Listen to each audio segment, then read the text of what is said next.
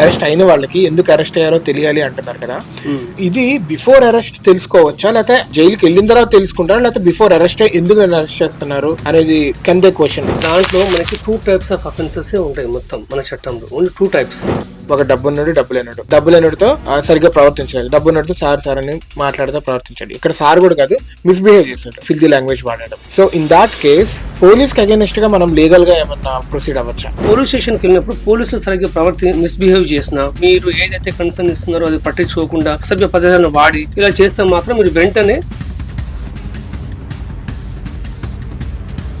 Sir నాకు ఇట్లా జరిగింది, నాకు ఎవ్వరు జస్టిస్ చేయట్లేదు, నేను చనిపోతున్నాను సార్, మీరు నాకు జస్టిస్ చేయండి సార్, నేను చచ్చిపోతే దూకేస్తాను అన్నది ఫోన్.